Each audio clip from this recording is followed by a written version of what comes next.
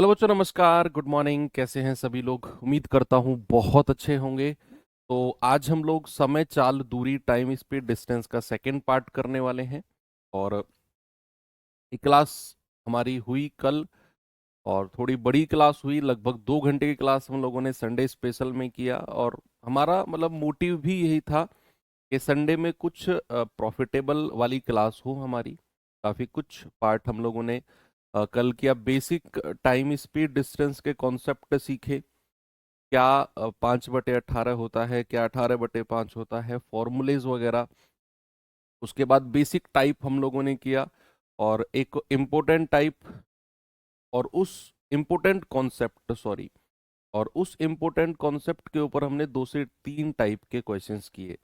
जो था आपका कांस्टेंट रिलेशन वाला, कि अगर डिस्टेंस कांस्टेंट है, अगर टाइम कांस्टेंट है, अगर आपका स्पीड कांस्टेंट है, तो जो रिलेशन होते हैं वो किस तरीके से फॉलो होते हैं। आज हम एक और इम्पोर्टेंट टॉपिक का डिस्कशन से शुरू करेंगे, जिसका नाम है बच्चे औसत चाल। क्या नाम है?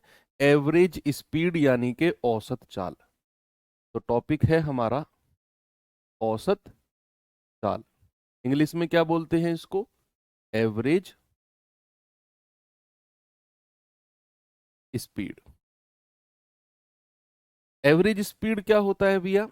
इसका एक फॉर्मूला टाइप ही होता है, और वही इसकी डेफिनेशन होती है। जो इसका फॉर्मूला होता है वही इसकी डेफिनेशन होती है। इसको शॉर्ट फॉर्म में हम लिखेंगे एएस। एएस बोले तो एवरेज स्पीड। तो फॉर्मूला बोलो या डेफिनेशन बोलो, क्या होती है इसकी? ये होता है कुल दूरी, यानी कि कुल दूरी बटे कुल समय। कुल दूरी बटे कुल समय। और इंग्लिश में अगर मैं कहूं तो total distance, total distance upon total time. Total distance upon total time, ये होता है हमारा एवरेज स्पीड। यानी कि कितनी भी दूरी आपको दी हुई हो, सबको जोड़ लो, डिवाइडेड बाई जितना भी समय दिया हुआ हो, सबको जोड़ लो, तो total distance upon total time क्या हो जाएगा? हमारा एवरेज स्पीड हो जाएगा। कुछ लोग एवरेज स्पीड का नाम सुनते ही 2ab/a+b, 2ab/a+b गाने लगते हैं। भैया 2ab/a+b एवरेज स्पीड नहीं है, वो एवरेज स्पीड का एक पार्ट है। वो एवरेज स्पीड का एक पार्ट है, ठीक है। वो एवरेज स्पीड नहीं है। और कैसे बना वो पार्ट? वो इसी डेफिनेशन या इसी फॉर्मूले से बना है, कि कुल दूरी बटे कुल समय, यानी कि total distance upon total time. Total distance upon total time. अब क्या है वो, उसके बारे में थोड़ा सा देख लेते हैं। भाई स्पेशल केस देखते हैं। Special case of special case of average speed. औसत चाल का एक स्पेशल केस है वो, जिसे हम पढ़ने वाले हैं 2ab/a+b। कैसे? देखिए जरा। भाई अगर सपोज मैंने आपसे बोला कि कोई ये डिस्टेंस है, और इस डिस्टेंस का नाम हम दे देते हैं, यहां दे देते हैं मान लो x इस पॉइंट को, और इस पॉइंट को दे देते हैं y। x और y नाम का कोई डिस्टेंस है, और इस डिस्टेंस को मेजर किया है d से, यानी कि d इसके बीच की दूरी है। अब एक व्यक्ति x से y जाता है, सपोज दैट a की स्पीड से, और यहां से यहां पहुंचा a की रफ्तार से, और वापस घूम गया b की रफ्तार से। यानी कि वो व्यक्ति x से y गया है a की रफ्तार से, और y से x वापस लौट के आ गया b की रफ्तार से। ना तो ज्यादा चला ना फिर कम चला। तो मैंने आपसे क्या बोला? यहां पॉइंट से इस पॉइंट तक गया a की रफ्तार से, और वापस इस पॉइंट से x पे आ गया b की रफ्तार से। तो जरा मुझे औसत चाल बताना। औसत चाल का फॉर्मूला क्या कहता है? कुल दूरी बटे कुल समय। तो कुल दूरी कितनी हो गई भैया? जब वो यहां से यहां गया, दूरी कितनी थी? d। जब वो y से वापस x पे आया, दूरी कितनी थी d।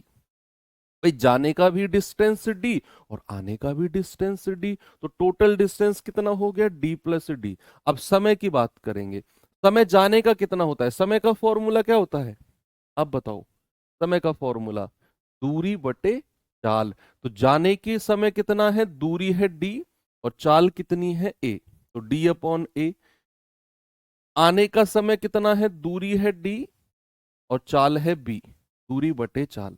तो इसको हम कहेंगे 2d अपॉन, यहां से अगर मैं d कॉमन ले लूं और क्रॉस मल्टीप्लाई करूं तो a प्लस बी, है ना, इसकी मल्टीप्लाई इधर होगी तो a प्लस बी हो जाएगा, और इन दोनों की आपस में मल्टीप्लाई यानी कि ए बी। तो d से d गया और ये ए बी ऊपर चला जाएगा, तो हमारा फॉर्मूला क्या बन गया, हमारा फॉर्मूला बन गया 2ab अपॉन a प्लस।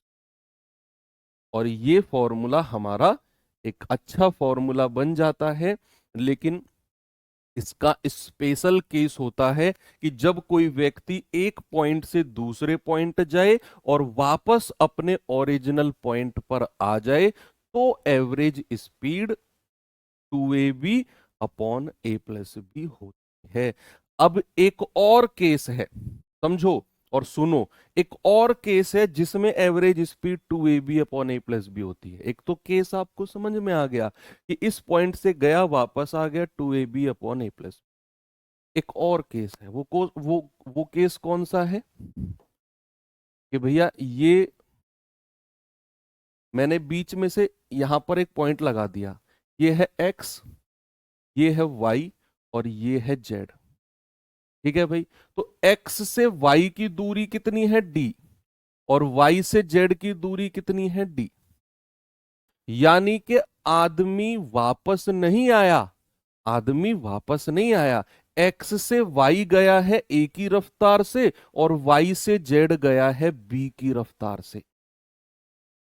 ये केस एक और बनता है, पता है ये किस तरीके से सवाल में पूछा जाएगा कि एक व्यक्ति दो बराबर दूरी तय करता है, दो बराबर दूरी, देखो x से y जितनी दूरी है उतनी ही दूरी y से z है, तो दो बराबर दूरी तय करता है, पहली दूरी a की रफ्तार से और दूसरी दूरी y की रफ्तार से। बताओ औसत चाल क्या होगी, सॉरी दूसरी दूरी b की रफ्तार से, बताओ एवरेज स्पीड। तो आपका जवाब होगा average speed 2ab upon a plus B. एक और तरीके से पूछा जाएगा, आपसे कहेगा एक व्यक्ति आधी दूरी, जो मैं बोल रहा हूं ध्यान रखना, इस पे सवाल आएगा। एक व्यक्ति आधी दूरी तो ए की रफ्तार से और आधी दूरी या बची हुई आधी दूरी बी की रफ्तार से, तो आधी दूरी और आधी दूरी का मतलब भी क्या हो गया, बराबर दूरी है। भाई आधी दूरी का मतलब क्या हो गया, जितनी दूरी यहां चलेगा बची हुई दूरी भी उतनी चलेगा जितनी पहले गया है। बस ये बराबर होनी चाहिए, या तो वो आधी आधी बोले या दो बराबर दूरी बोले या फिर कहे एक पॉइंट से दूसरे पॉइंट गया वापस आ गया। हर केस में आपका एवरेज स्पीड 2ab अपॉन ए प्लस बी ही होना है। ठीक है, आगे चले, वेरी गुड। चलो भाई सवाल दिखाता हूं आपको कुछ इसके ऊपर में। ये रहा क्वेश्चन, कोई व्यक्ति एक निश्चित दूरी 70 किलोमीटर पर आवर की गति से कार से तय करता है और 55 किलोमीटर पर आवर की रफ्तार से स्कूटर से अपने प्रारंभिक बिंदु या प्रस्थान बिंदु, यानी कि जहां से उसने शुरू किया वहां पर लौट के आ जाता है। सवाल कर रहा है बताओ यात्रा के दौरान एवरेज स्पीड क्या है। भाई 70 की रफ्तार से गया, 55 की से वापस आ गया, ए से दूसरे पॉइंट गया, दूसरे पॉइंट से वापस अपने ओरिजिनल पॉइंट पर आ गया। तो सवाल की एवरेज स्पीड का फॉर्मूला लगा दोगे, भाई 70 की रफ्तार से गया और वापस 55 की से आ गया। वो फर्क नहीं पड़ता है कि कार से गया स्कूटर से आ गया, उससे मतलब नहीं है, हमें मतलब है स्पीड से, चाहे वो हवाई जहाज से जाए हमें क्या फर्क पड़ता है। तो एवरेज स्पीड क्या हो जाएगी, 2ab 2 गुणा 70 गुणा 55 अपॉन ए प्लस बी, 70 प्लस 55, तो कितना हो जाएगा 2 गुणा 70 गुणा 55, और 70 और 55 कितना होता है 125। तो 5 से जाएगा 11 बार, 5 से जाएगा पूरा 25 बार, 5 से जाएगा 5 बार, 5 से जाएगा 14 बार। 14 दूनी 28 गुणा 11/5। तो 28 एकम 28, 28 एकम 28 और 2 30/5। तो ये आएगा 5×6 = 30, 5 एकम 5, 3 5×6 = 30। तो 61.6 आपका सही जवाब है, ऑप्शन नंबर डी। इतना सिंपल हो गया। ओके, एक और सवाल कराऊं आपको। चलिए एक और सवाल देता हूं, ये सवाल करिए जरा।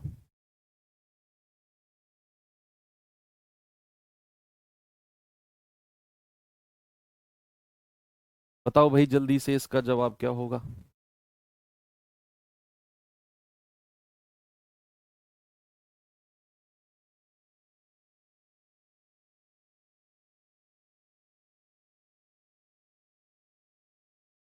सवाल है, एक व्यक्ति पी से क्यू 50 किलोमीटर पर आवर की चाल से यात्रा करता है और अपनी चाल में 50% नहीं, 60% की वृद्धि करते हुए वापस लौटता है। जहां गया ना पी से क्यू, वापस लौट के आ गया क्यू से पी। कितनी रफ्तार से? 60% की वृद्धि करके। कह रहा है बताओ उसकी एवरेज स्पीड क्या होगी, औसत चाल बता दो मुझे क्या होगी। सवाल कह रहा है भैया, दो पॉइंट है पी और क्यू, ये पॉइंट है पी, ये पॉइंट है क्यू। एक व्यक्ति गया है यहां से यहां 50 की रफ्तार से, और कह रहा है वापस लौट के आ गया 60% की वृद्धि करके। किसी भी संख्या में अगर मैं 60% की वृद्धि करता हूं तो वो संख्या कितने हो जाएगी? तो आप कहोगे अगर आपने सर 60% की वृद्धि करी है ना, तो वो 160% हो जाएगी। भाई 60% की वृद्धि करने का मतलब है 160% हो जाना। तो 50 दूनी 100 और 2 से कटेगा तो 80 बार। यानी कि व्यक्ति 50 की रफ्तार से गया और 80 की से वापस आ गया। सवाल में है ही क्या? कुछ भी नहीं है भाई। 50 की रफ्तार से गया, 80 की से वापस आ गया। एवरेज स्पीड का मतलब 2ab/a+b, 2ab/a+b। तो 50 और 80 कितना होता है बच्चा? 100। जीरो से जीरो गया, 5 दूनी 10, 80 की 10 में गुणा करेंगे 800/13। तो 13×6 = 78, 2 13 एकम 13, 7 61 पॉइंट समथिंग। एक ही ऑप्शन है, एक ही ऑप्शन है 61 पॉइंट समथिंग में। ऑप्शन नंबर बी हमारा सही हो जाएगा। एक और सवाल दूं, एक और करते हैं। ये सवाल करिए जरा।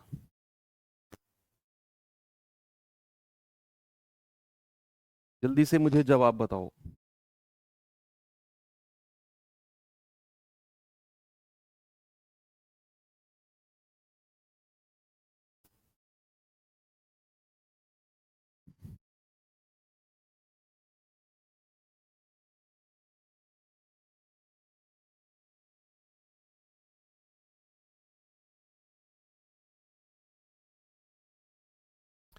ए और बी दो स्टेशन हैं। ए से कोई ट्रेन 64 किलोमीटर पर आवर की दर से स्टेशन बी तक जाती है और वापस स्टेशन ए धीमी गति से आती है। नहीं बताया कितनी स्पीड से आती है, बस ये बोल दिया वापस स्टेशन ए धीमी गति से आती है। यदि संपूर्ण यात्रा की औसत चाल 56 है, अब एवरेज स्पीड दे दी आपको, तो बताइए किस चाल से वापस ए की ओर वो ट्रेन आई थी? बोलिए। वही एवरेज स्पीड का कॉन्सेप्ट लगाना है कि भाई दो स्टेशन है ए और बी, ये दो स्टेशन है ए और बी, ए और बी। अब एक ट्रेन है स्टेशन ए से स्टेशन बी की तरफ गई है 64 की रफ्तार से, वापस आई है हमें नहीं पता। मैं मान लेता हूं बी की रफ्तार से आई है, वापस स्टेशन ए की ओर आती है, नहीं पता किस रफ्तार से आती है। बस बोल दिया पूरी यात्रा की एवरेज स्पीड 56 है, बताइए किस रफ्तार से वापस आई है। तो क्या मैं ये बोल दूं एवरेज स्पीड का फॉर्मूला क्या होता है? 2ab 2 × 64 गुणा बी अपॉन a+b, यानी कि 64 + b। और औसत चाल हमें कितनी दे रखी है, 56 दे रखी है। बस सॉल्व करके बी की वैल्यू तो निकालनी है आपने, कर लीजिए इसे सॉल्व। आप कैसे निकालेंगे भाई, देखो 8 से कटेगा 8 सत्तू 56, 8 से कटेगा 8 अट्ठे 16। तो अब यहां पर कहोगे आप 8 दूनी 16 बी बराबर, इधर मल्टीप्लाई करोगे आप 7 की, तो 7 चौक 28, 2 7 छिंग 42 और 2 44 प्लस 7 बी। अब ये 7 बी इधर आ जाएगा, इधर आएगा तो 16 में से घटेगा तो 9 बी बराबर 448। तो बी कितना आ गया, बी आ गया 448 डिवाइड बाई 9। तो आएगा 9 चौको 36, 4 4 8, 9 नाम 81, 49 पॉइंट समथिंग आपका जवाब है। सही है क्या ऑप्शन? यस, 49 पॉइंट समथिंग एक ही ऑप्शन में है, 49.77 बिल्कुल करेक्ट है। ठीक है, आगे चले। चलो एक और थोड़ा सा इसी का क्वेश्चन कराता हूं, थोड़ा एडवांस लेवल का क्वेश्चन है ये। और इसमें 2ab/a+b वाला दिखने वाला ये सवाल है, लेकिन अगर हम इसे 2ab पहले पढ़ो आप सवाल को, फिर मैं समझाता हूं। कह रहा एक व्यक्ति ने 60 किलोमीटर की यात्रा की, ओके, और पुनः आरंभिक बिंदु पर वापस आ गया। केवल यहां से यहां तक सवाल पढ़ो, यानी कि वो 60 किलोमीटर गया और वापस आ गया। तो एक पॉइंट से दूसरे पॉइंट गया और वापस आ गया। अब कह रहा है उसके द्वारा वापस आने में लगा समय जाने में लगे समय से आधे घंटे ज्यादा था। यानी कि जितना समय उसे 60 किलोमीटर जाने में लगा होगा ना, वापस आने में जो समय लगा है वो आधा घंटा कम है। कह रहा है और वापस आने के दौरान उसकी चाल जाने के दौरान उसकी चाल से 10 किलोमीटर प्रति घंटे कम थी। भाई जरूरी सी बात है, आते समय उसकी चाल कम रही होगी तभी तो उसको आधा घंटा ज्यादा लगा है। अगर उसकी चाल ज्यादा होती तो ये आधा घंटा कम थोड़ी लगता उसको। भाई उसने बोला ना कि वापस आने में जो लगा समय है वो जाने में लगे समय से आधा घंटा ज्यादा है, तो जरूरी सी बात है आते समय बेचारे की स्पीड कम हो गई होगी। और वो कह भी रहा है कि उसके दौरान वापस आने के दौरान उसकी चाल जाने के दौरान उसकी चाल से 10 किलोमीटर प्रति घंटे कम थी। ऑब्वियसली कह रहा है जाने के दौरान बताओ चाल कितनी है। अब ये सवाल दिखने में आपको ऐसा लग रहा है कि सर ये तो 2ab/a+b फॉर्मूले वाले कॉन्सेप्ट के ऊपर है बिल्कुल है, लेकिन ये सवाल आपको फंसा देगा अगर आप 2ab/a+b से जाओगे। क्यों? क्योंकि ना तो आपको जाने की स्पीड पता, ना आपको वापस आने की स्पीड पता, ना आपको ये पता कुल समय कितना लगा है। बस आपको ये कह दिया 60 किलोमीटर की दूरी, चाल वाल कुछ दी ही नहीं। तो यहां हम क्वाड्रेटिक इक्वेशन में फंस जाएंगे अगर हम इसे फॉर्मूले से जाएंगे। हम इसे बेसिक से जाते हैं ना, अभी बेसिक एवरेज स्पीड क्या बोलती है, कुल दूरी बटे कुल, या बेसिक एवरेज स्पीड तो छोड़ो, बेसिक स्पीड क्या बोलती है, बेसिक स्पीड दूरी बटे चाल, दूरी बटे समय। देखिए अब करते हैं उसी तरीके से जो हमने समय चाल दूरी की कल पढ़ी थी क्लास, कि भैया ये 60 किलोमीटर की दूरी है। चलो मान लो वो गया है रफ्तार एस से, वापस आया है 10 किलोमीटर प्रति घंटे कम से, S-10। सवाल ने बोला है ना आते समय उसकी रफ्तार 10 किलोमीटर प्रति घंटे कम थी। तो मैंने कहा अगर जाते समय उसकी रफ्तार S थी, वापस आया है S-10 से। अब कह रहा है जो जाने में समय लगा है, आने में जो समय लगा है वो जाने वाले से आधा घंटा अधिक है, आधा घंटा अधिक है। यानी कि अगर मैं जाने का समय आपसे पूछूं, मैं आपसे पूछूं कि बच्चा इस पॉइंट से इस पॉइंट तक का समय कितना लगा है, क्या आप समय बता सकते हो मुझे? समय बराबर क्या होता है? समय बराबर होता है दूरी बटे चाल। मेरा सिंपल सा क्वेश्चन है, आप भूल जाओ सवाल में क्या पूछा है, जो मैं पूछ रहा हूं उसका जवाब आपके दिमाग में आना चाहिए कि भैया इस पॉइंट से इस पॉइंट तक का समय कितना लगा है उसे जाने में। तो आप कहोगे सर 60 किलोमीटर की दूरी है, उसकी रफ्तार को s मान लिया, तो समय उसको लगा होगा 60/s। ये जाने का समय है, दूरी बटे चाल। अब अगर मैं आपसे पूछूं जरा मुझे आने का समय बताना कितना है, तो आप कहोगे सर आया भी 60 किलोमीटर है, लेकिन रफ्तार उसकी 10 किलोमीटर प्रति घंटे कम हो गई। सवाल ने बोला है कि आते समय उसकी रफ्तार 10 किलोमीटर प्रति घंटे कम हो गई, तो आने में समय कितना लगा होगा? 60/s-10। तो ये समय तो जाने का है और ये समय किसका है? आने का है। जाने का समय कितना है? 60/s। आने का समय कितना है? 60/s-10। और अगर मैं जाने के समय में से आने का समय माइनस कर दूं तो ये वही आधे घंटे का डिफरेंस आपको मिल जाएगा, 1/2 आवर। अगर मैं जाने के समय से आने का समय माइनस कर दूं, क्या मैंने सही किया या गलत किया? गलत किया सर, क्योंकि आने में समय ज्यादा लग रहा है। आने में समय ज्यादा लग रहा है और जाने में समय कम लग रहा है, तो ज्यादा में से कम घटाओगे तब 101/2 मिलेगा आपको। तो बेसिकली आपको ये करना है, s-10 और 60/s, ये मिलेगा आपको 1/2। ज्यादा में से कम माइनस करना है आपको। ठीक है भाई, उसने बोला है, उसने क्या बोला, ये लाइन पढ़ो। उसके द्वारा वापस आने में लगा समय जाने में लगे समय से आधा घंटा ज्यादा है। तो वापस आने में जो समय लगा है वो ज्यादा है, और वापस आने में समय तो ये रहा, तो ये ज्यादा है और जाने का समय कम है, तो ज्यादा में से कम घटाओगे तब आपको ये आधे घंटे का डिफरेंस मिलेगा। तब आपको ये आधे घंटे का डिफरेंस मिलेगा। आपसे क्या पूछा है? जाने में उसकी स्पीड कितनी है, यानी कि आपसे वो एस की वैल्यू पूछ रहा है। भाई जाने में स्पीड कितनी मान के चले थे हम? एस। तो मैं कहूंगा आप सॉल्व मत करो, आप ऑप्शन से कर लो। इस ऑप्शन से आप एस की वैल्यू को यहां रख के देखो, जिस भी एस की वैल्यू पर रखने पर ये 1/2 के बराबर आ गया, वही आपका जवाब है। आप रख के देखो। आप अगर एस की वैल्यू को 36 रखते हो, आप अगर एस की वैल्यू को 36 रखते हो, तो ये मिलेगा 60/36 में से 10 गया 26, -60/36।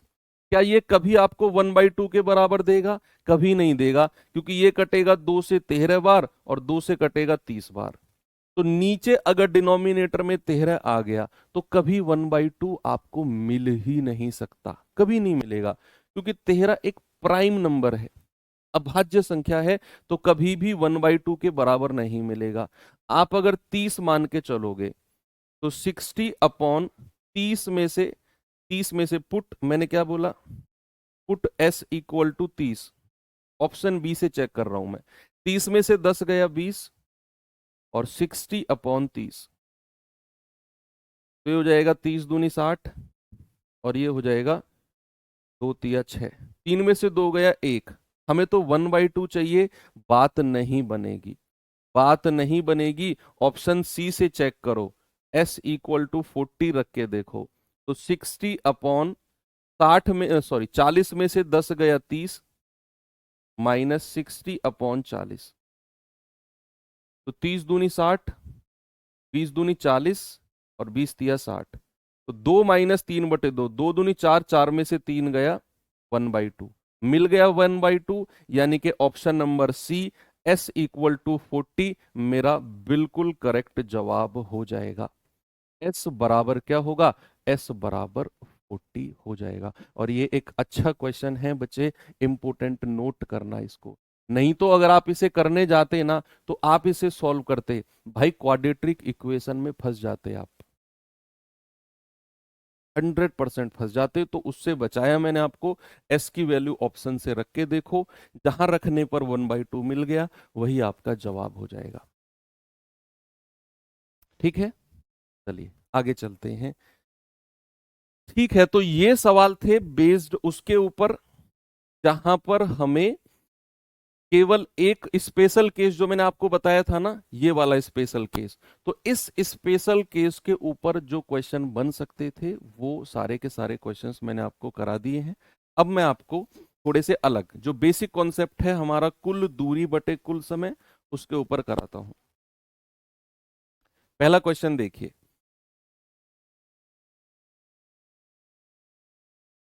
अब स्पेशल केस के क्वेश्चन हो गए खत्म।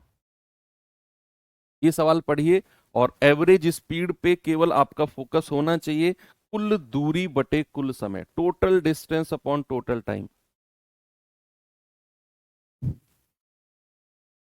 सवाल कह रहा है दो बस में से एक बस 300 किलोमीटर की यात्रा 7.5 घंटे में पूरी करती है, दूसरी बस 450 किलोमीटर की यात्रा 10 घंटे में पूरी करती है, उन बसों की औसत गति का रेशियो बताओ।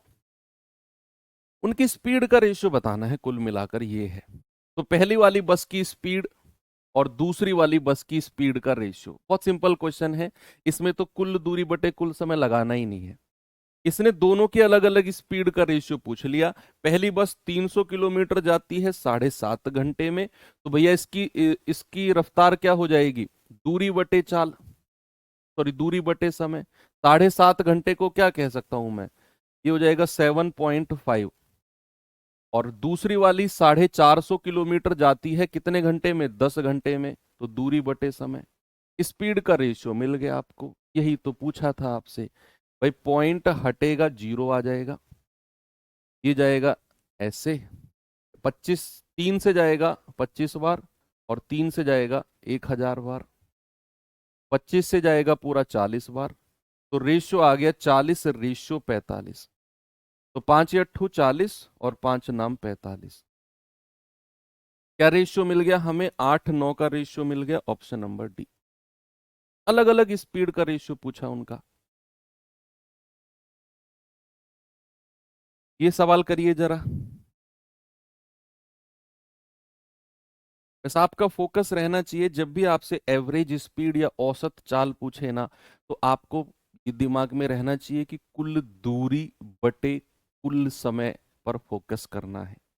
सबसे पहले कुल दूरी निकालनी है, फिर कुल समय निकालना है। एक साथ दिमाग में क्वेश्चन को नहीं रखना है।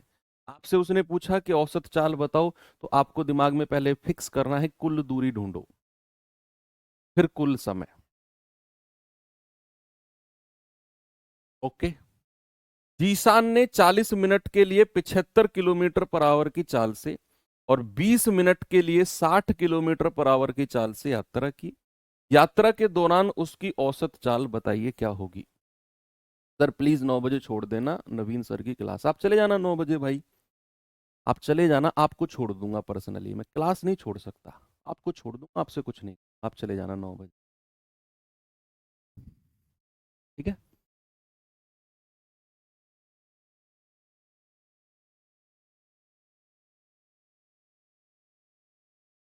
जल्दी से बताइए जवाब।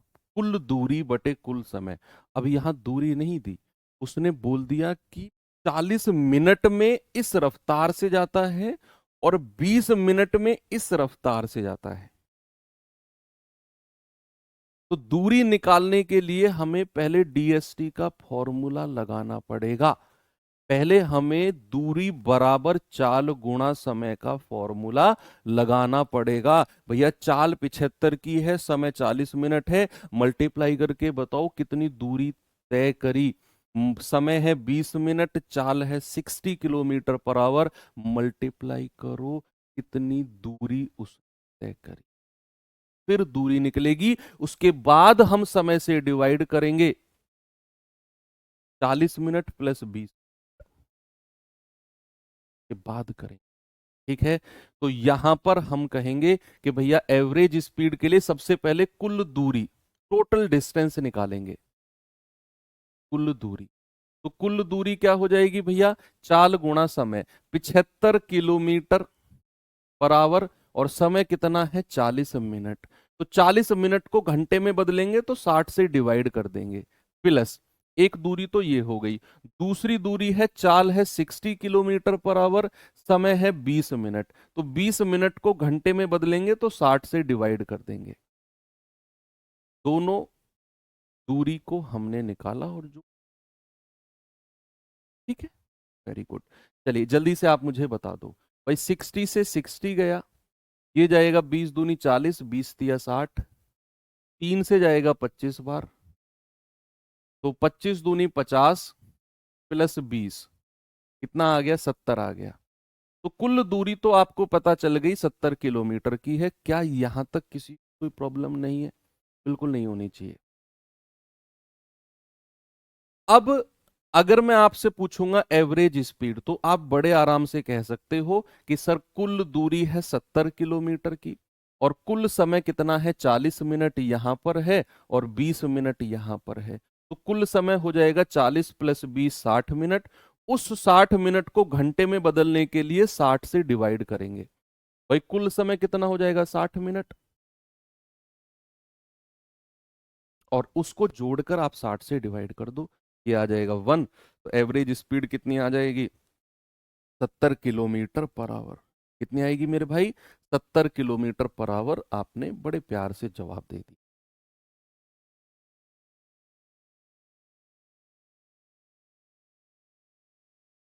एक और सवाल का जवाब आपकी तरफ से आना चाहिए। ये रहा, जल्दी से बताइए।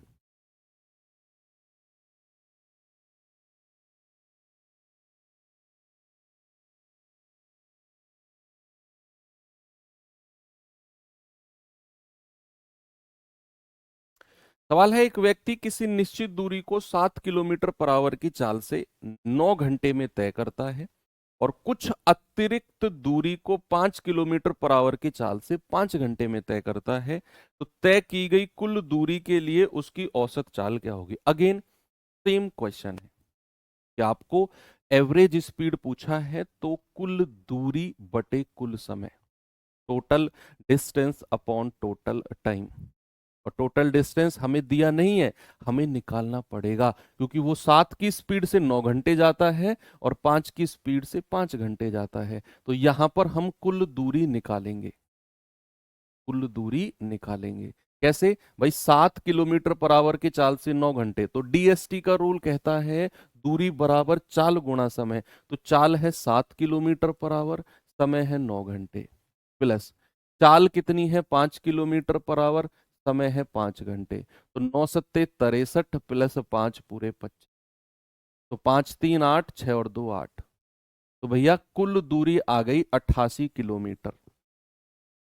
कितनी आ गई, 88 किलोमीटर की टोटल डिस्टेंस है। अब बस हो गया सवाल, एवरेज स्पीड ही तो पूछी है, तो कुल दूरी कितनी है, 88 बटे कुल समय कितना आ जाएगा, 9 घंटे ये और 5 घंटे वो, 9 और 5 14 घंटे। तो 2 सत्ते 14, 2 से जाएगा 44 बार। तो 44/7 किलोमीटर पर आवर, इसको और थोड़ा सा आप कह सकते हो, 7 6 42, 6 सही 2/7। कहीं ऑप्शन में होगा क्या? ये रहा ऑप्शन नंबर। हो जाएंगे इस तरह के सवाल। अब मैं और थोड़ा सा आपको एक ऐसा क्वेश्चन देता हूं जहां पर आपको दूरी का कोई जिक्र ही नहीं किया होगा, ना तो दूरी का जिक्र किया होगा, ना समय का। इस तरह का सवाल देखो, एक बार पढ़ो, और बहुत अच्छे तरीके से कराऊंगा आपको मैं ये सवाल। सवाल है, यदि मोहित 3 समान दूरी, अब नहीं पता कितनी है, बस उसने बोल दिया 3 समान दूरियां हैं, और उनको 30 kilometre per hour, 25 kilometre per hour और 20 किलोमीटर पर आवर की चाल से तय करता है। बताओ एवरेज स्पीड क्या है? देखो, ना तो उस समय के बारे में कोई जिक्र किया, ना उसने ये बताया दूरी कितनी है, बस ये बोल दिया कि भैया तीनों की तीनों समान दूरी है और इतनी इतनी रफ्तार से जाता है। बताओ एवरेज स्पीड क्या है? तो कैसे करोगे? तो आपको इस तरह के क्वेश्चन में, जहां आपको ना तो समय का कोई जिक्र दिया होगा, ना दूरी दी होगी, बस दूरी का रेशियो दे देगा आपको। दूरी का क्या देगा, दूरी का अनुपात यानी कि रेशियो दे देगा।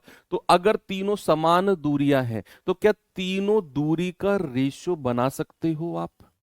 बोलिए। मैंने आपसे क्या बोला? मैंने बोला कि अगर तीनों की तीनों डिस्टेंस इक्वल हैं, तो क्या मैं उनका रेशियो ले सकता हूं? आप कहेंगे हाँ सर, तीनों दूरियां अगर समान है ना, तो तीनों डिस्टेंस का रेशियो हो जाएगा 1 1 और 1। तीनों डिस्टेंस का रेशियो, ये तीनों डिस्टेंस मैं मान लेता हूं। पहली डिस्टेंस यहां से यहां तक 1 यूनिट, दूसरी यहां से यहां तक 1 यूनिट, तीसरी यहां से यहां तक 1 यूनिट। क्यों? क्योंकि तीनों की तीनों समान दूरियां हैं, इक्वल डिस्टेंस है। अब जो तरीका मैं इस तरह के क्वेश्चन में आपको बताने वाला हूं, ध्यान रखना, कम से कम समय में और डेसिमल से बचकर आप इस सवाल का सॉल्यूशन निकालने वाले हो। पहली वाली की रफ्तार कितनी है? 30 किलोमीटर पर आवर।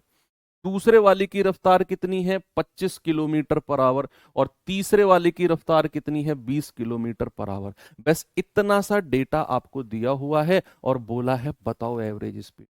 भाई यही तो डेटा दिया हुआ है, तीनों समान दूरियां हैं तो 1:1:1 का रेशियो हो गया। ये रफ्तार है, एवरेज स्पीड निकाल लो। कैसे निकालोगे? तो आपको क्या करना है, जो भी आपको स्पीड दे रखी है, सबसे पहले एलसीएम निकालो स्पीड का।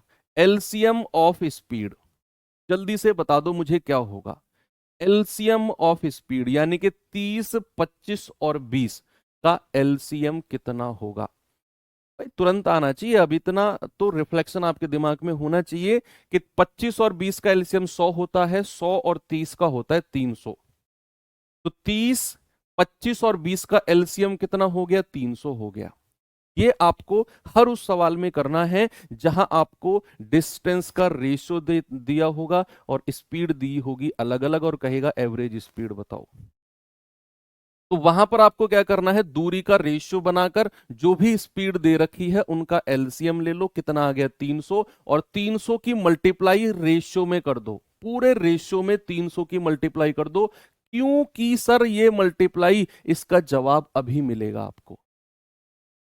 आपने क्या करना है, एलसीएम ऑफ स्पीड निकालना है और उसकी मल्टीप्लाई पूरे रेशियो में कर दो। पूरे रेशियो में कर दो जो भी आपको ऊपर रेशियो आपने दूरी का बनाया है, क्योंकि अभी पता चलेगा। अब एवरेज स्पीड डायरेक्ट एक लाइन में आ जाएगा। जैसे ही आपने स्पीड के एलसीएम से ऊपर मल्टीप्लाई किया, बस मात्र औपचारिकताएं बची हैं, एक ही लाइन का सवाल है। एक लाइन का सवाल कैसे है? एवरेज स्पीड कहती है कुल दूरी बटे कुल समय, यानी कि 1 × 300 प्लस 1 × 300 प्लस 1 × 300।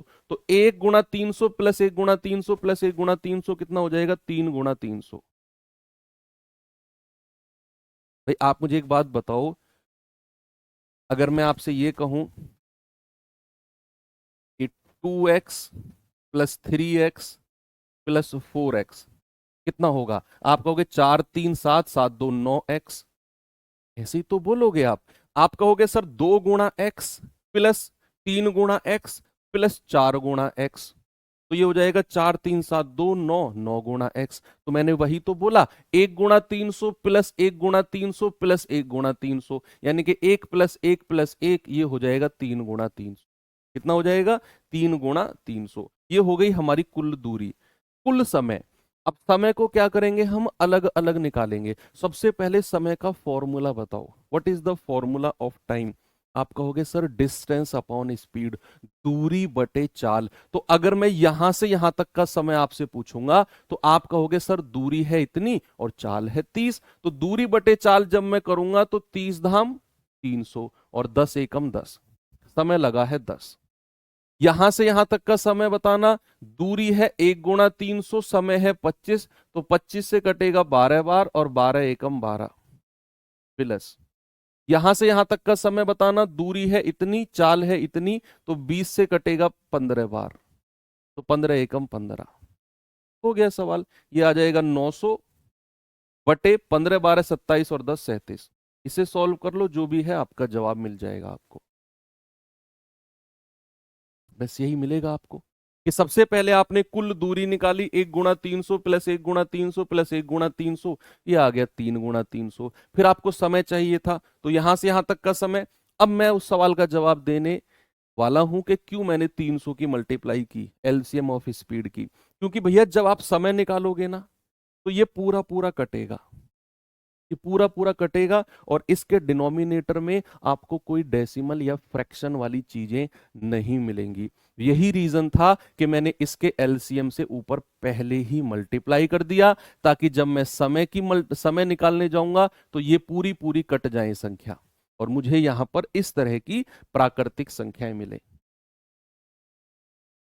ठीक है, यहां प्राकृतिक संख्याएं मिले और यहां कोई फ्रैक्शन या डेसिमल ना आए, इसी वजह से मैंने एलसीएम की मल्टीप्लाई की। जल्दी से उत्तर बता दो क्या होगा। तो आप कहोगे सर 37 दूनी 74, आगे कितना बचेगा? 37 दूनी 74 के बाद 16 बचेगा, 160।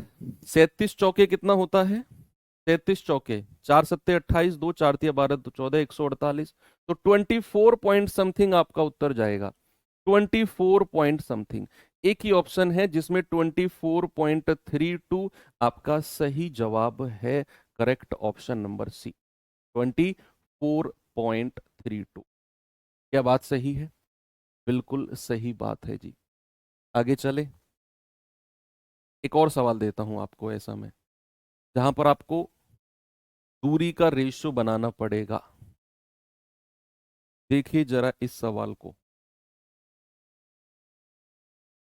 तो आप कहोगे सर विकास ने एक निश्चित दूरी बाइक से तय करी, यदि वह 40% दूरी 40 किलोमीटर पर आवर की रफ्तार से, 50% दूरी 25 किलोमीटर पर आवर की रफ्तार से, और जो बची हुई दूरी है परसेंट में ही बची भाई, 40 और 50 90%, बची दूरी कितनी है? 10%। लिखा उसने शेष 10% दूरी 10 किलोमीटर पर आवर की चाल से तय करता है। बताओ उसकी एवरेज स्पीड क्या है? यहां भी आप दूरी नहीं दी, आपको परसेंट में बोल दिया, इतना परसेंट उतना परसेंट उतना परसेंट। समय भी नहीं दिया हुआ कितने समय में, बस ये बोल दिया इतना परसेंट दूरी इस चाल से, उतने परसेंट दूरी उस चाल से, और उतने परसेंट दूरी इस चाल से।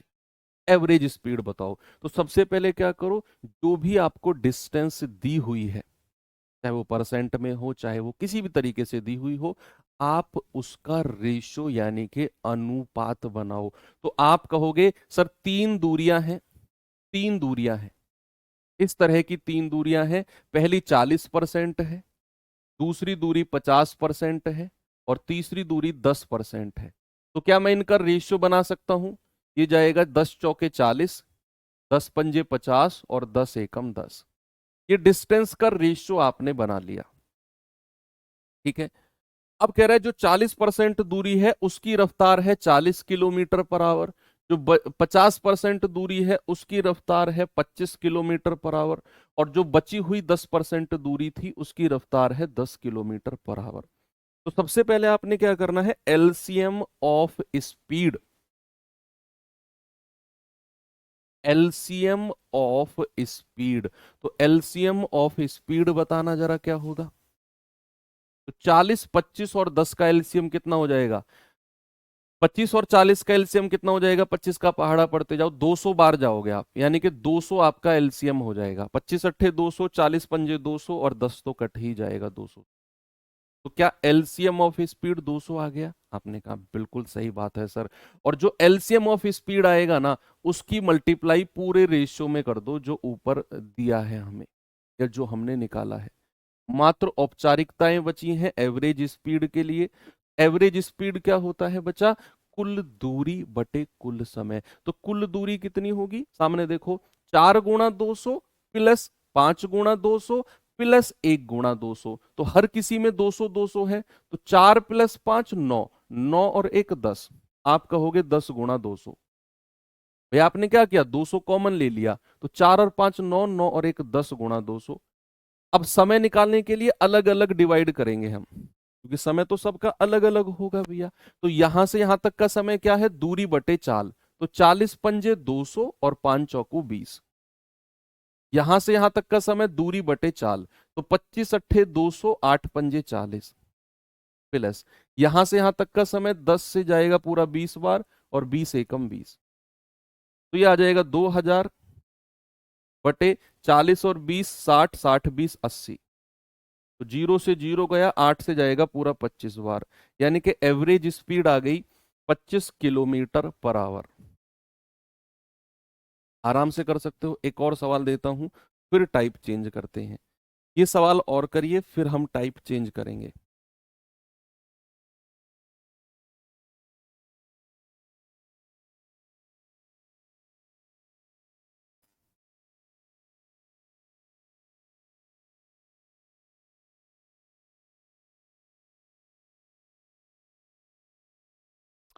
चलो, कह रहा है 4 शहर PQRS एक वर्ग के कोने पर स्थित है। वर्ग यानी कि स्क्वायर। और कल ही हमने डिस्कशन किया कि स्क्वायर वो आकृति है जिसकी चारों भुजाएं बराबर होती हैं। तो अगर ये 4 शहर वर्ग के कोने पर स्थित हैं तो इसका मतलब खुद समझो। और वर्ग की भुजा 75 किलोमीटर है। एक व्यापारी P से Q 5, Q से R 3, R से P, R से S, ये S है, R से S, R to S ठीक है इंग्लिश में। तो R से S 5 और S से P 3 की रफ्तार से जाता है, तो पूरी यात्रा की औसत चाल बताओ क्या होगी। ये तो सिंपल हो गया। इसमें तो हमें दूरी दी हुई है 75 किलोमीटर, इसमें तो दी हुई है दूरी। भाई आपको कह रहा है कि एक स्क्वायर है, ये कोई स्क्वायर है, 4 शहर बसे हुए हैं PQRS। तो प्रत्येक भुजा की दूरी 75 किलोमीटर है, ये भी, ये भी, ये भी और ये भी। हालांकि आपको जरूरत नहीं है। अगर मैं कहूंगा आपको ये डिस्टेंस ना भी दी होती तो यस और नो में जवाब देना। अगर ये 75 किलोमीटर की दूरी ना भी दी होती सवाल में, क्या आप तब भी एवरेज स्पीड निकाल लेते? बोलो। क्या अगर ये बोल देता कि भैया 4 शहर एक वर्ग के कोने पर स्थित है और ये लाइन देता ही नहीं, ये लाइन देता ही नहीं आपको, आपसे कहता है एक बार पारी P से Q, Q से R, R से S, S से P, इतने इतने इतने रफ्तार से जाता है, एवरेज स्पीड बताओ, क्या तब भी आप एवरेज स्पीड निकाल लेते या नहीं निकाल पाते? बताइए। क्या हमें 75 किलोमीटर की जरूरत है जैसा हम पीछे के 2-3 क्वेश्चन करके आए हैं उस हिसाब से देखें तो? भाई हमें पता है वर्ग की चारों भुजाएं बराबर है, तो चारों भुजाओं का रेशियो कितना आएगा, अनुपात कितना आएगा? 1 1 1 1। भाई चारों भुजाएं बराबर है ना, तो 1 1 1 1 रेशियो आएगा। यहां आप रेशियो ले सकते हो, क्या आ जाएगा? 1 1 1 1, क्योंकि चारों भुजाएं बराबर हैं और जब बराबर भुजाएं होती हैं तो 1 1 1 1 रेशियो होता है। तो हमें 75 की जरूरत ही नहीं है, हमें तो 75 की जरूरत ही नहीं है। हमें बोला है पहले P से Q गया है 5 की रफ्तार से, Q से R गया है 3 की रफ्तार से, R से S गया 5 की रफ्तार से और फिर 3 की रफ्तार से। एलसीएम ऑफ स्पीड की मल्टीप्लाई कर दो ऊपर। भाई एलसीएम ऑफ स्पीड कितना होगा? 5 और 3 का एलसीएम कितना होता है? 15। तो 15 की मल्टीप्लाई यहां कर दो, तो एवरेज स्पीड क्या हो जाएगी? कुल दूरी बटे कुल समय, 1 गुणा 15 प्लस 1 गुणा 15 प्लस 1 गुणा 15 प्लस 1 गुणा 15। तो यहां से हम कहेंगे भैया 15 कॉमन ले लो, 1 2 3 4, तो 4 गुणा 15 और अलग अलग इनकी रफ्तार, सॉरी समय निकाल दो। तो दूरी बटे चाल, 5 तिया 15 और 3 एकम 3, 3 पंजे 15, 5 एकम 5, 5 तिया 15, 3 एकम 3 और 3 पंजे 15, 5 एकम 5। तो 15 चौके 60 बटे 5 5 10, 3 तिया 9, 10 और 9 19, 5 3 8 5 13, 13 नहीं सॉरी 3 3 6 16 आएगा ना। तो 4 चौक 16, 4 से जाएगा 15 बार, तो 4 तिया 12, 3 सही 3 बटे 4। ये आपका सही जवाब हो जाएगा ऑप्शन नंबर ए। आप कहोगे सर 75 को लेकर भी तो कर सकते थे, मैं कहूंगा कर सकते थे। ये सवाल आसान है क्योंकि इसमें दूरी जो दी हुई है ना वो इस तरह की दी हुई है कि आप अगर ये कहोगे, आप कहोगे सर P से Q उसकी रफ्तार है 5, Q से R उसकी रफ्तार है 3, R से S उसकी रफ्तार है 5 और S से P उसकी रफ्तार है 3, ऐसा ही बोला है उसने। तो यहां पर सर जरूरत ही क्या है, एवरेज स्पीड के लिए आप यहां डायरेक्ट लगा दो, कुल दूरी हो जाएगी 75 75 75 75, सबको जोड़ोगे तो 300। मैं कहूंगा बिल्कुल सही है। और यहां से यहां तक का समय दूरी बटे चाल, तो 75/5, यहां से यहां तक का समय दूरी बटे चाल 75/3, फिर आएगा 75/5 और फिर आएगा 75/3, है ना, ये वाला 75/3। तो आप कहोगे सर पूरा 15 बार गया है, पूरा 25 बार गया, पूरा 15 बार और पूरा 25 बार, तो ये आ जाएगा 300/15। 25 और 25 50, 15 और 15 30, 50 और 30 80, ये गया है 2 चौके 8, 2 से जाएगा 15 बार, तो ये आएगा 4 तिया 12, 3 सही 3/4। कुछ बच्चों ने इस तरीके से किया होगा, मैं कहूंगा बिल्कुल सही है। लेकिन अगर आपको दूरी कुछ ऐसी दे दे, मान लो 75 किलोमीटर की जगह आपसे कह दे 29 किलोमीटर है, वर्ग की भुजा क्या है 29 किलोमीटर, तो फिर करते रहना डिवाइड, 29/5, 29/3, 29/5। वहां फिर आपका ये वाला कॉन्सेप्ट काम आएगा कि भाई 29 मत लो, रेशो ले लो 1 1 1 1। इसीलिए मैंने पहले आपको रेशो से कराया। ये तो 75 किलोमीटर था, चलो अच्छा है, ये पूरा पूरा डिवाइड हो रहा है यहाँ पे। लेकिन अगर ऐसी भुजा दे दे जो डिवाइड ही ना हो, आपसे कह दे 51 किलोमीटर वर्ग की भुजा है, तो फिर कैसे डिवाइड करते जाओगे? फिर तो आपको रेशियो से करना पड़ेगा ना। तो इसीलिए दोनों मेथड को दिमाग में रखना। बाकी अब हम चलते हैं टाइप नंबर 4। इसी एवरेज स्पीड का ही थोड़ा सा एडवांस वर्जन है। एवरेज स्पीड के ही क्वेश्चन होंगे, इसमें भी थोड़े से एडवांस वर्जन के टाइप क्वेश्चंस होंगे। मैंने आपको एवरेज स्पीड के दो फॉर्मूले बताए। एक फॉर्मूला है यूनिवर्सल। यूनिवर्सल फॉर्मूला क्या है? कुल दूरी, total distance upon total time. कुल दूरी बटे कुल समय, कुल दूरी बटे कुल समय। और एक मैंने आपको बताया कि एवरेज स्पीड का फॉर्मूला होता है 2ab अपॉन a+b। लेकिन इन दोनों में मैंने आपसे क्या बोला? मैंने बोला कि ये फॉर्मूला तभी लगेगा जब एक पॉइंट से दूसरे पॉइंट जाए और उस पॉइंट से वापस आ जाए। एक पॉइंट से दूसरे पॉइंट गया और वापस आ गया, तो 2ab अपॉन a+b। और ये वाला तो यूनिवर्सल है, कहीं भी लगा दो। तो क्या मैं इन दोनों को बराबर कह सकता हूं? बिल्कुल कह सकता हूं सर। भाई इस फॉर्मूले को लगा के ही तो ये वाला प्रूफ किया हमने। जब मैंने आपको इसका प्रूफ बताया था 2ab अपॉन a+b का, तो क्या मैंने इसी फॉर्मूले को नहीं लगाया था, कुल दूरी बटे कुल समय को? तो क्या मैं इन दोनों को बराबर नहीं कह सकता? इसको और इसको बराबर नहीं कह सकता हूं मैं कि कुल दूरी बटे कुल समय बराबर 2ab अपॉन a+b? बिल्कुल कह सकते हैं सर। तो इसी का ही यूज हम यहां पर अब करने वाले हैं। इसी का ही कि कुल दूरी बटे कुल समय को हम 2ab अपॉन a+b के बराबर करेंगे। अब देखना कैसे करें, सवाल किस तरीके से आएंगे। और याद रखना ये वाला कॉन्सेप्ट बोट एंड स्ट्रीम में भी काम आएगा। जब मैं नाव धारा आपको कराऊंगा ना, तब ये कॉन्सेप्ट वहां पर मैं याद दिलाऊंगा कि याद करो, कुल दूरी बटे कुल समय बराबर 2ab अपॉन a+b।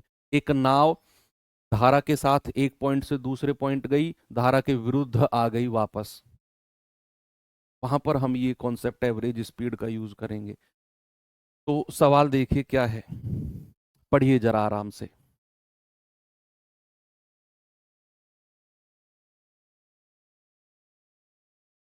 कह रहा है, एक व्यक्ति आधी यात्रा 35 किलोमीटर पर आवर की गति से और शेष 65 किलोमीटर पर आवर की गति से तय करता है। यदि वह 10 घंटे के लिए यात्रा करता है, टोटल उसका समय दे दिया 10 घंटे, तो बताओ उसने 35 किलोमीटर पर आवर से कितने घंटे यात्रा की? बताइए जल्दी से अपना जवाब।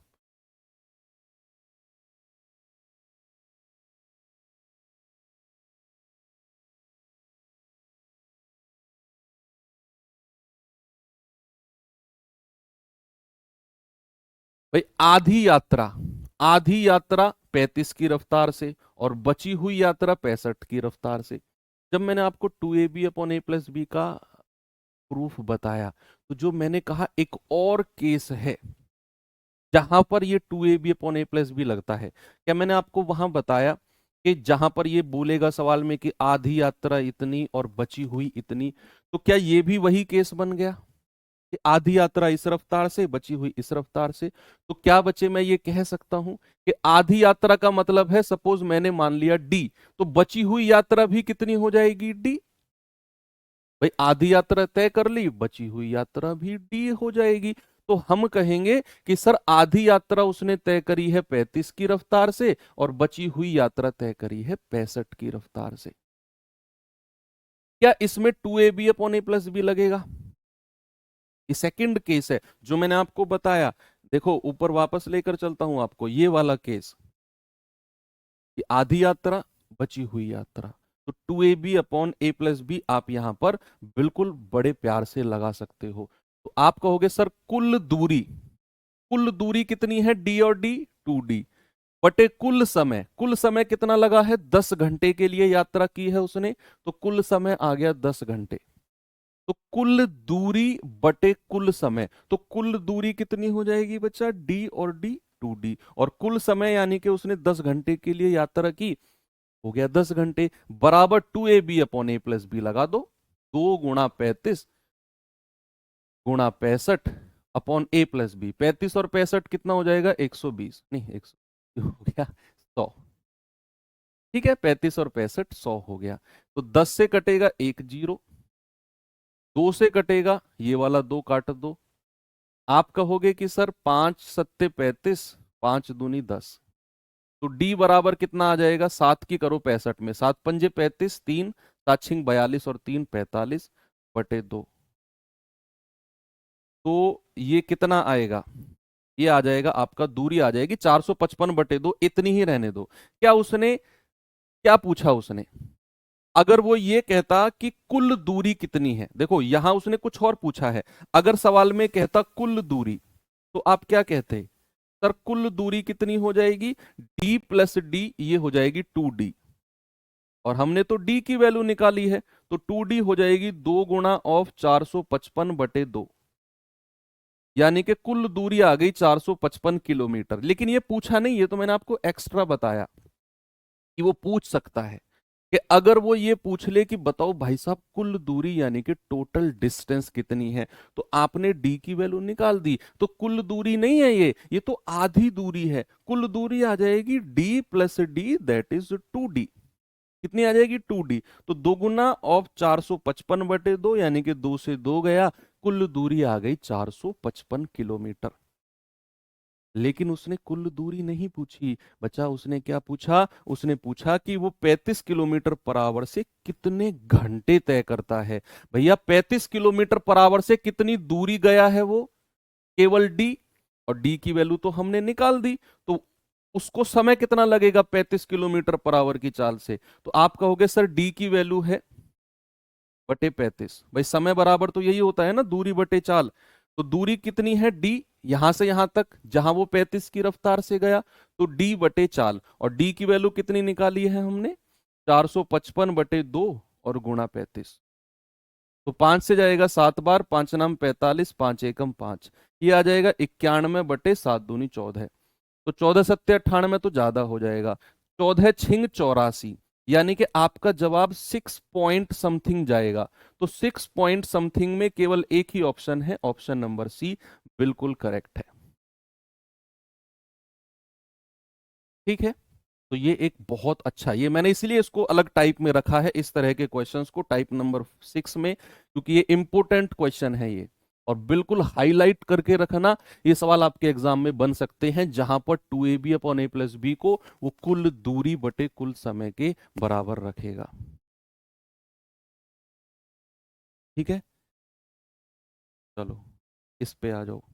आज SCM TPO वाले बच्चों के लिए 11 बजे से एडवांस मैथ हम शुरू कर रहे हैं अलजेब्रा के साथ।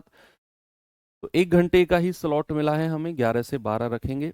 जैसे हमारा 8-10 तारीख तक ये वाला सिलेबस कंप्लीट होता है, तो फिर जो HCM TPO वाले बच्चे हैं उनकी क्लास को मैं 8 बजे शिफ्ट कर दूंगा, तो फिर हमारे पास प्रॉपर 2-2.5 घंटे का टाइम रहेगा, है ना। तो बस 8-10 दिन के लिए आपकी क्लास 11 से 12 रहेगी, उसके बाद में फिर ये जैसे कांस्टेबल वाले बच्चों का सिलेबस होता है, तो हम 8 बजे, ठीक है। तो आपका सिलेबस फिर और फास्ट हो जाएगा, और लगभग 20 तारीख तक HCM वाले बच्चों का एडवांस मैथ हो जाएगा, और 10 तारीख तक तो ये कांस्टेबल वाले बच्चों का हो जाएगा, 10 से 12 तारीख तक। देखो 1-2 दिन एक्स्ट्रा जा सकते हैं कांस्टेबल वालों, प्लीज 10 तारीख को ये मत कहना आपने तो 10 बोला था सर, हुआ नहीं। 1-2 दिन एक्स्ट्रा जा सकते हैं। नहीं भाई, 11 बजे इसकी क्लास है, 10 बजे उनकी क्लास है, 9 बजे उनकी क्लास है, ये मत बोलो मुझसे आप। यूट्यूब पर क्या चल रहा है मुझे मतलब नहीं है, एप्लीकेशन पर नहीं होनी चाहिए किसी की क्लास। एप्लीकेशन पर किसी की 11 बजे है तो बताओ, नहीं है। अब YouTube से अगर हम कंपेयर करें तो फिर तो एक भी क्लास होगी ही नहीं। हर टाइम पर एप्लीकेशन पर भी क्लास रहती है, और YouTube पर भी किसी ना किसी की रहती है। तो अगर हम ये कहने लगे तो फिर तो ना तो YouTube पर क्लास हो पाएगी, ना एप्लीकेशन पर हो पाएगी। देखो कह रहा है शरद अपनी यात्रा 8 घंटे में पूरी करता है, आधी दूरी 90 की रफ्तार से और शेष दूरी 30 की रफ्तार से। सेम क्वेश्चन है, कह रहा है यात्रा की कुल दूरी। देखो इसमें उसने कुल दूरी पूछ ली, पिछले क्वेश्चन में उसने कुछ और पूछा, लेकिन हमने वहां भी कुल दूरी निकाली थी, वहां भी हमने निकाली थी। हालांकि हमें पूछा नहीं गया था, हमसे पूछा था भैया यहां से यहां तक समय, तो हमने d/35 कर दिया और d की वैल्यू हमारे पास थी, ये आ गया। लेकिन कुल दूरी निकालने का फायदा हो गया। इस सवाल में हम बड़े आराम से कह सकते हैं कि सर पिछले सवाल में निकाला था, इसमें भी निकाल दिया। जल्दी से बताओ।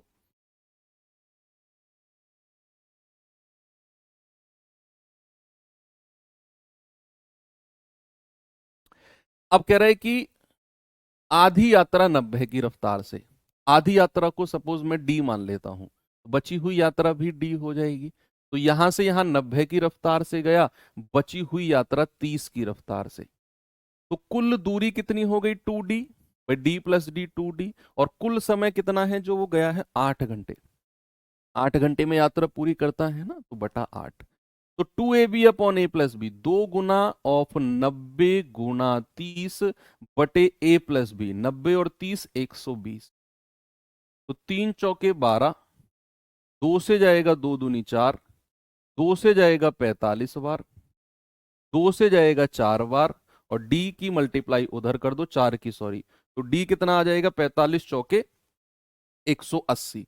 क्या 180 मेरा जवाब है? नहीं सर, ये 180 तो डी की वैल्यू आई है, हमसे पूछा है कुल दूरी। और कुल दूरी कितनी हो जाएगी? कुल दूरी हो जाएगी 2d। तो 2d कितनी हो जाएगी? 2 गुना ऑफ 180, यानी कि 360 किलोमीटर। कुल दूरी तो d+d 2d है ना, तो ये हो जाएगा 360 किलोमीटर। ऑप्शन नंबर सी बिल्कुल करेक्ट है। ठीक है, नहीं कांस्टेबल के लिए नहीं है, यूपी दिल्ली पुलिस कांस्टेबल के लिए केवल आपका मेंसुरेशन आता है एडवांस मैथ से, बाकी अलजेब्रा ट्रिग्नोमेट्री ज्योमेट्री नहीं आता कांस्टेबल में। वो HCM TPO AWO में आता है, ड्राइवर में भी नहीं आता है। इस पे आइए जरा। राजन ने कुल 108 किलोमीटर की दूरी 12 किलोमीटर पर आवर की औसत चाल से तय करी। ओके, कुल दूरी का 1/6वां भाग 2 घंटे में पूरा करता है। कुल दूरी का 1/4 भाग 9 किलोमीटर पर आवर की रफ्तार से जाता है। तो शेष दूरी में उसने कितना समय लिया होगा? बताइए का जवाब हो। थोड़ा सा दिमाग लगाना है इसमें, थोड़ा सा, ज्यादा नहीं, बहुत थोड़ा सा।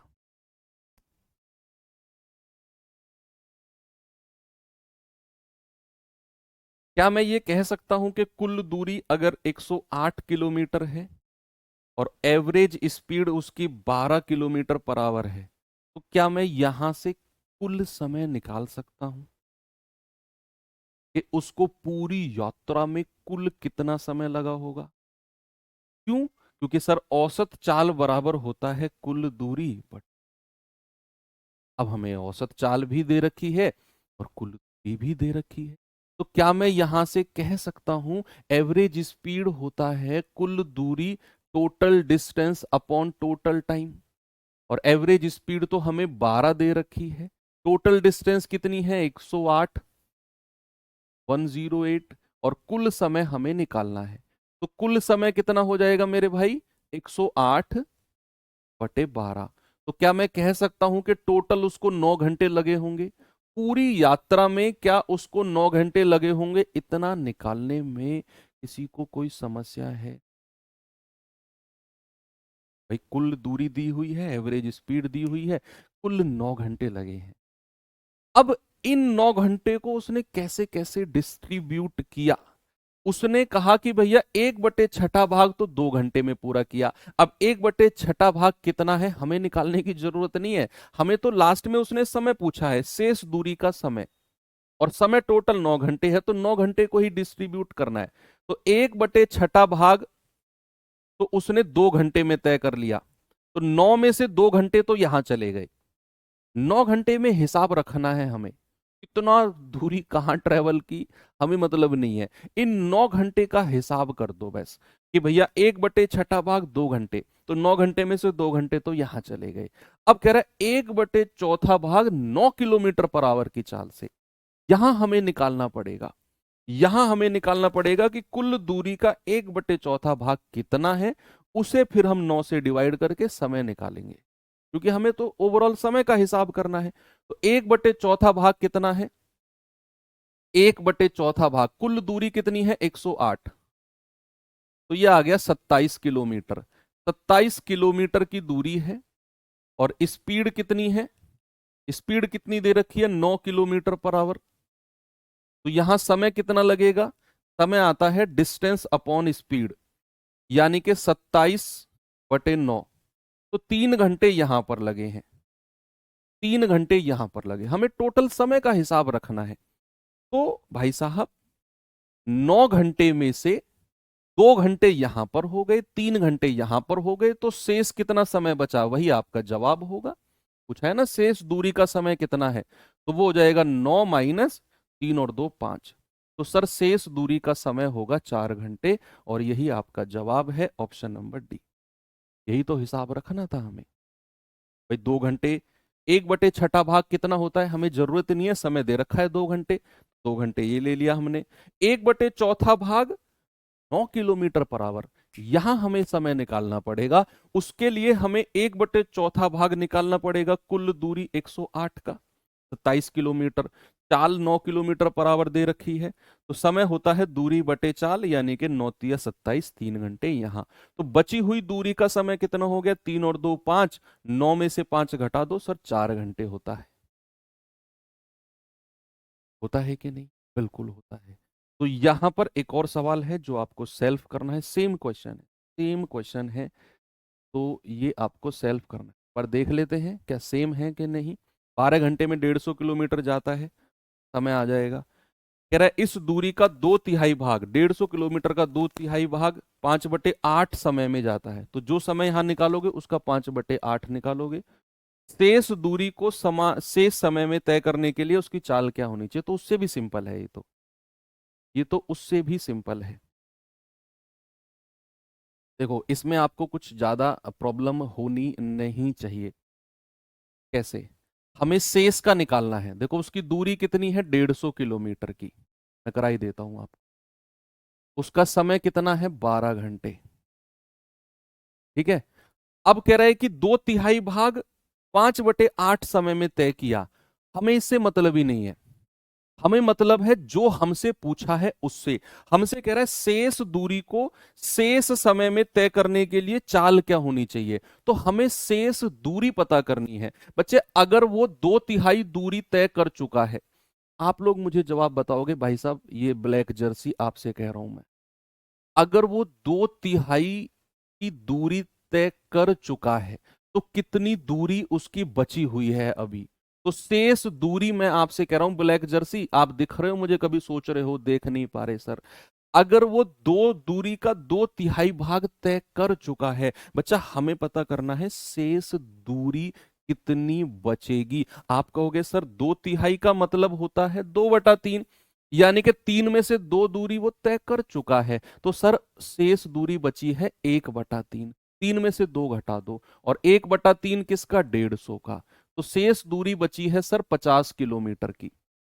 ऐसे ही शेष समय भी बता दो मुझे जरा, जब बात आई गई तो, आ ही गई बात तो बता दो। कह रहा है शेष समय, तो शेष समय कितना होगा बच्चे, अगर वो 5/8 भाग समय का तय कर चुका है,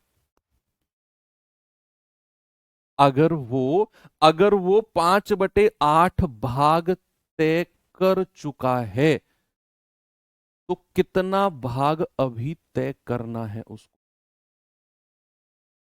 अगर वो समय का 5/8 भाग तय कर चुका है, तो उसका शेष समय कितना है। आप कहोगे 8 में से 5 घटा दो सर, 3/8 समय, और समय कितना दिया हुआ है 12 घंटे, तो 4 दूनी 8, 4 तिया 12, तो समय बचा है 9/2 घंटे।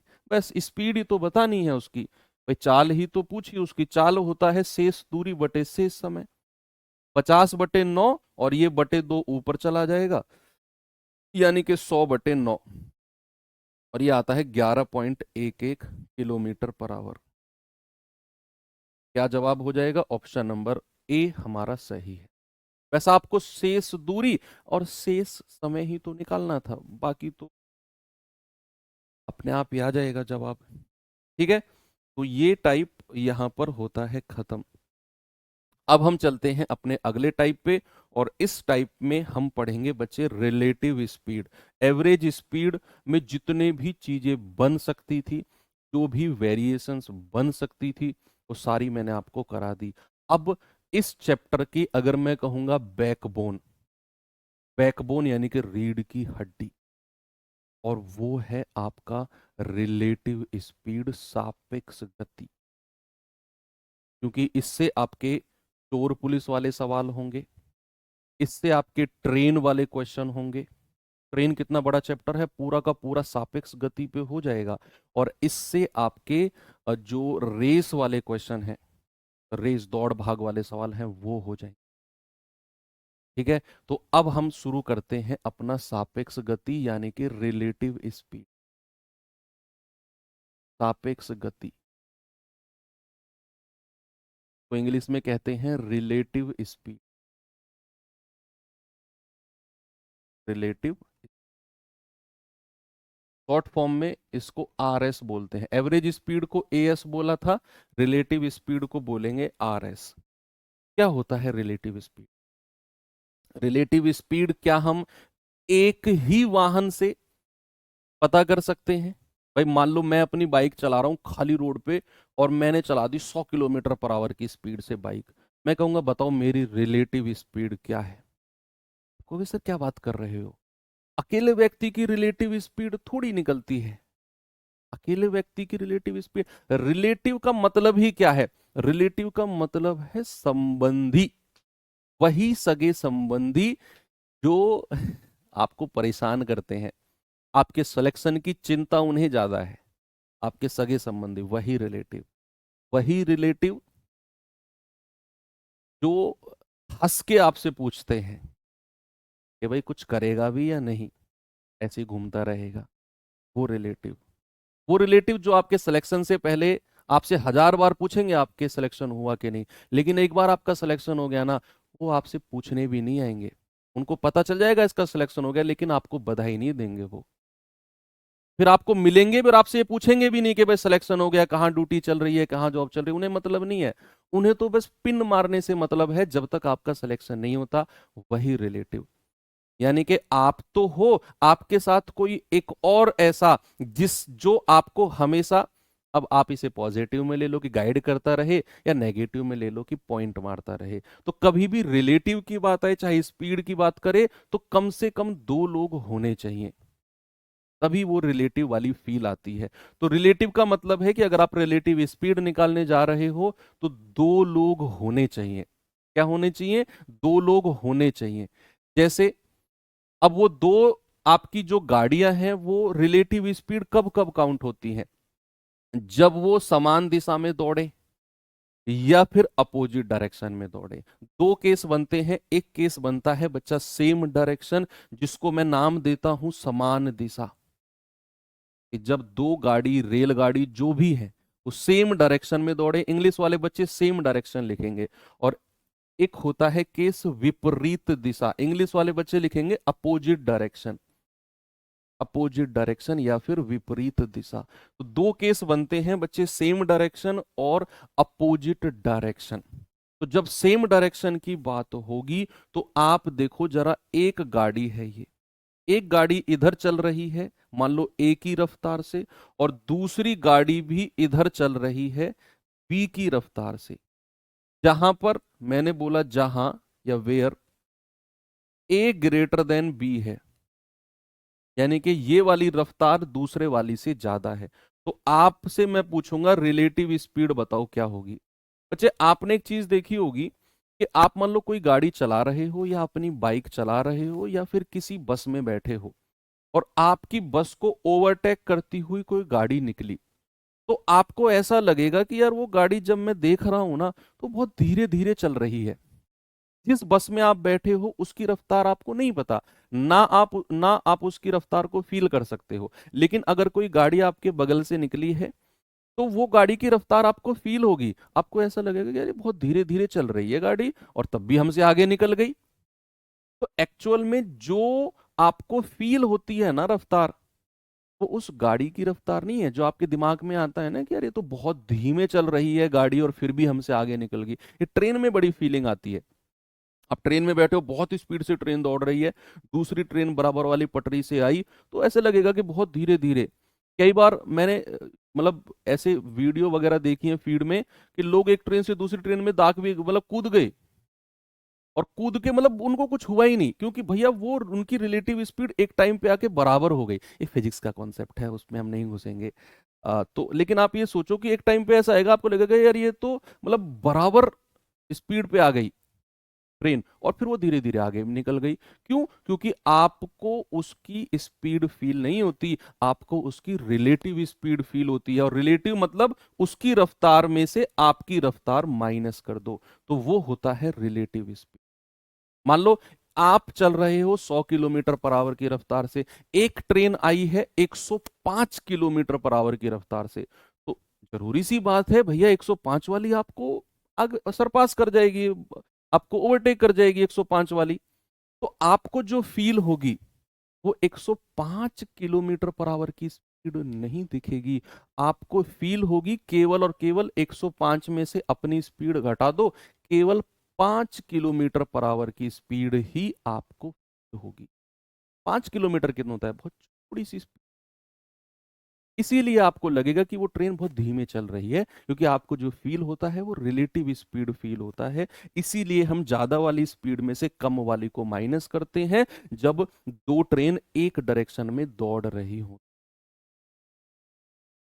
ठीक है। और अगर मैं आपसे कहूं विपरीत दिशा यानी कि अपोजिट डायरेक्शन, तो उसकी कंडीशन बनती है बच्चा कि मान लो अगर ये कोई ट्रेन है, ये इधर चल रही है एक ही रफ्तार से, और एक सामने से दूसरी पटरी पर आ रही है दूसरी ट्रेन बी की रफ्तार से।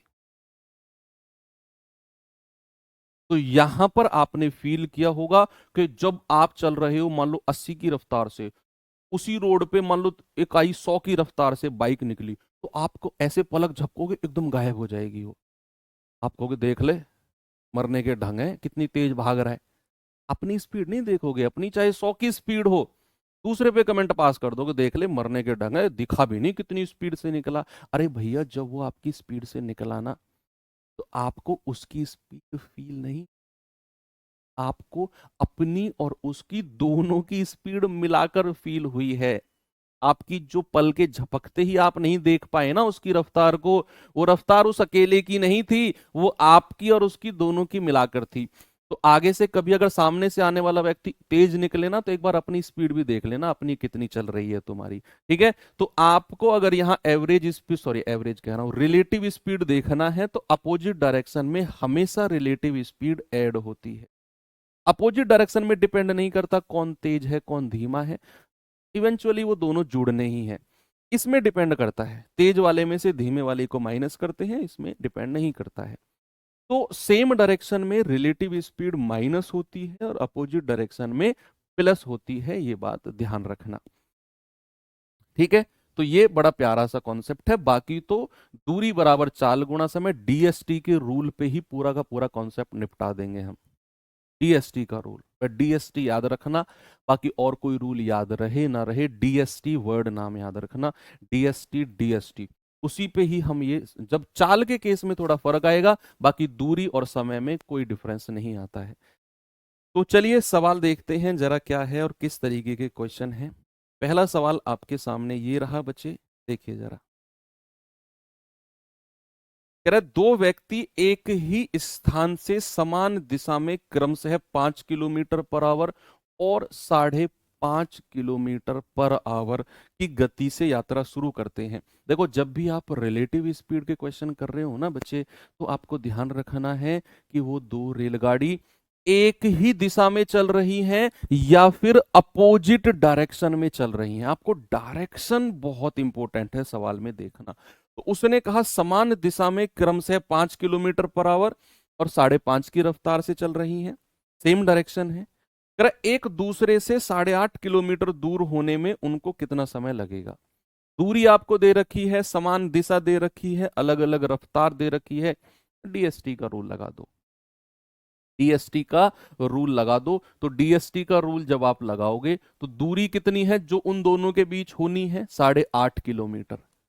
सापेक्ष गति समान दिशा में क्या होगी बच्चे, सेम डायरेक्शन में सापेक्ष गति रिलेटिव स्पीड हमेशा माइनस होती है। तो बड़े में से छोटा घटा दो, तो 5.5 में से 5 घटा दो और गुणा समय। बस यही तो बताना है आपने, बहुत सिंपल है, बहुत सिंपल है। तो आप कहोगे टाइम बराबर आ जाएगा 8.5 डिवाइडेड बाई 5.5 में से 5 गया 0.5 और इधर आकर नीचे हो जाएगा। पॉइंट से पॉइंट उड़ा दो, 5 से जाएगा 17 बार। तो टाइम कितना हो गया, टाइम हो गया 17 घंटे। ऑप्शन नंबर बी हमारा बिल्कुल करेक्ट है। ओके, एक और सवाल करते हैं। चलिए अब जल्दी जल्दी जवाब बताओ।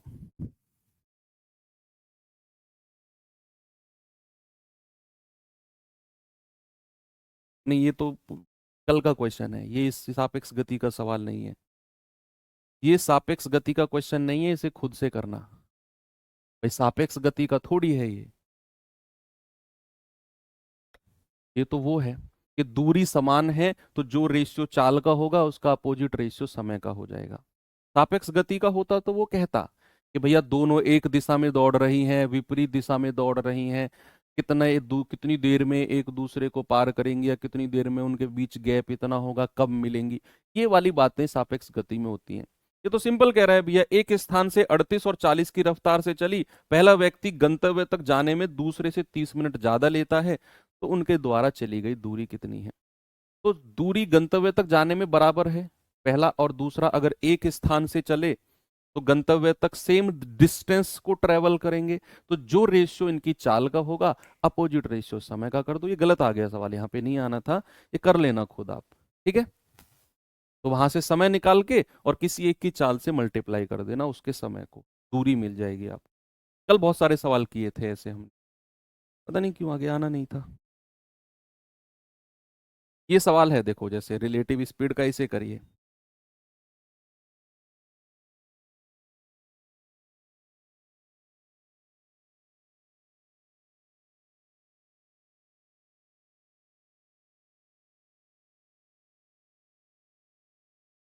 कह रहा है दो व्यक्ति एक दूसरे की ओर 40 किलोमीटर पर आवर और 42 किलोमीटर पर आवर की चाल से चल रहे हैं। उनके मध्य 41 किलोमीटर की दूरी है, एक दूसरे से कितने समय बाद मिलेंगे, और वो भी मिनट में।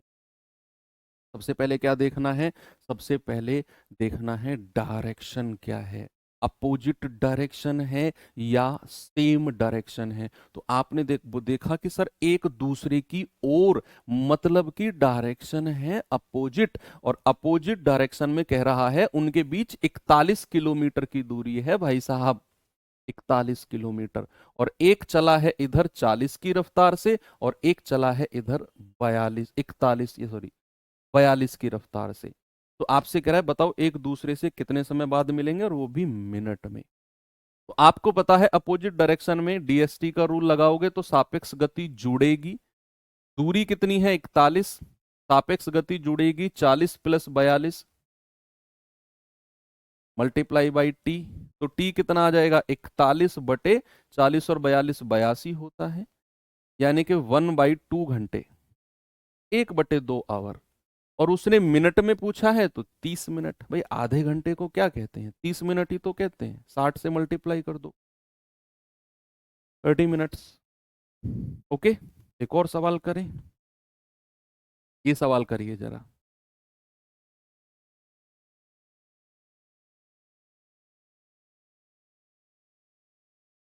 सवाल है दो बाइक 20 मिनट के बाद एक दूसरे से मिलने के लिए 60 किलोमीटर की दूरी से एक साथ चलती हैं। पहली बाइक 80 की रफ्तार से जाती है तो दूसरी बाइक की रफ्तार क्या होगी। भाई 60 किलोमीटर की दूरी पर एक दूसरे की तरफ चलेंगी वो, दोनों के बीच की दूरी कितनी है 60 किलोमीटर। एक बाइक इधर चली 80 की रफ्तार से, दूसरे वाले की स्पीड नहीं पता, वो पूछा है और कह रहा है 20 मिनट बाद मिलना है। भाई मिलेंगी तो एक दूसरे की ओर ही तो चलेंगे। आप कहोगे सर सवाल में तो नहीं, सेम डायरेक्शन है या अपोजिट? अरे भाई सवाल पढ़ोगे तो समझोगे कि अगर दो बाइक 60 किलोमीटर की दूरी 60 किलोमीटर की दूरी से एक साथ चलती हैं तो एक दूसरे की ओर ही चलेंगी, वो तभी तो मिलेंगी एक दूसरे से। अगर वो एक दिशा में चलेंगी तो कभी मिल ही नहीं पाएंगी एक दूसरे से वो। फिर तो ज्यादा स्पीड वाला आगे भाग जाएगा, धीमा वाला पीछे रह जाएगा, कहाँ मिल पाएंगी वो। एक मिली इसका मतलब है उनकी डायरेक्शन अपोजिट रही होगी, विपरीत रही होगी। तो डीएसटी का रूल लगा दो, distance equal to speed into time. तो डिस्टेंस कितना है दोनों के बीच? 60 किलोमीटर। सापेक्ष गति हमेशा जुड़ती है अपोजिट डायरेक्शन में। और समय कितना लगा? 20 मिनट। घंटे में बदलेंगे, 60 से डिवाइड कर दो, ये आ जाएगा 1/3। और 3 की गुणा इधर कर दो, 6×3 = 18, 180। 80 + 100, सॉरी बी, ये बी अगर हमें निकालना हो तो 80 इधर आकर माइनस हो जाएगा, तो कितना बचेगा? 100। तो दूसरे वाले की रफ्तार कितनी है? दूसरे वाले की रफ्तार है 100 km/h। आपको तो सर ये तो सिंपल सा लग रहा है भैया, सब कुछ इजी टू मॉडरेट ही है।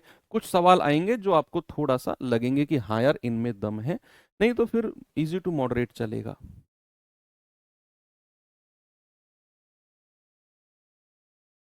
चलिए इस सवाल को करिए जरा। कह रहा है, दो साइकिल सवार एक स्थान से विपरीत दिशाओं में साइकिल चलाना शुरू करते हैं, अपोजिट डायरेक्शन में। एक साइकिल सवार 14 की रफ्तार से जाता है उत्तर की ओर, और दूसरा वाला 21 km/h जाता है दक्षिण की ओर। तो कितने समय बाद एक दूसरे से 43.75 किलोमीटर दूर हो जाएंगे? तो यहां पर ये थोड़ा नक्शा आपको देखना पड़ेगा। भैया उत्तर दिशा ये होती है नॉर्थ, और दक्षिण दिशा ये होती है साउथ। अब दो साइकिल सवार ने स्टार्ट किया, कह रहा है एक तो उत्तर की दिशा में गया इस पॉइंट से 14 की रफ्तार से, और एक गया है दक्षिण की दिशा में, दक्षिण की दिशा में 21 की रफ्तार से, इसी पॉइंट से 21 की रफ्तार से, इसी पॉइंट से। कह रहा है ना, एक 14 km/h की चाल से उत्तर और 21 km/h की चाल से दक्षिण। कह रहा है कितने समय के बाद उनके बीच की दूरी 43.75 किलोमीटर हो जाएगी? लगा दो रिलेटिव स्पीड का कॉन्सेप्ट। तो आप कहोगे डीएसटी का रूल सर, तो डिस्टेंस कितना हो जाएगा उनके बीच? 43.75। सापेक्ष गति अपोजिट डायरेक्शन में जुड़ती है या घटती है? भाई एक दूसरे के अपोजिट अगर दौड़ रहे हैं तो सापेक्ष गति तो जुड़ेगी ना, और गुणा टाइम। अपोजिट डायरेक्शन में दौड़ोगे तो सापेक्ष गति जुड़ेगी या घटेगी? ऐड होगी सर। देखो अपोजिट डायरेक्शन का ये केस भी होता है, और एक पॉइंट से इधर इधर दौड़ोगे ये भी अपोजिट डायरेक्शन का ही केस होता है। दोनों केस विपरीत दिशा है, ये वाला भी ये वाला भी। तो टाइम कितना हो जाएगा? 43.75 डिवाइड बाई 14 और 21 कितना होता है? 35। पॉइंट हटेगा, नीचे 2 जीरो आ जाएंगी, तो ये 5 से कटेगा, 5×7 = 35, 0 0, 5×8 = 40, 3, 5×7 = 35, 5×4 = 25। 7 से जाएगा 100 बार, 7 एकम 7, 1, 7 दूनी 14, 7 पंजे 35, 25 चौके 100, 25 पंजे 125। तो ये आ गया 5/4 घंटे। तो 5/4 घंटे का समय आ गया। मिनट में चेंज करने के लिए 60 से मल्टीप्लाई कर दो। भाई 5/4 को अगर मैं 60 से गुणा कर देता हूं तो ये जाएगा 15 बार, और 15×5 = 75 मिनट। तो कितना जवाब आएगा आपका? 75 मिनट। ऑप्शन नंबर आपका डी बिल्कुल करेक्ट है। 75 मिनट बाद एक दूसरे से 43.75 की दूरी पर वो हो जाएंगे। ये सवाल देखिए जरा,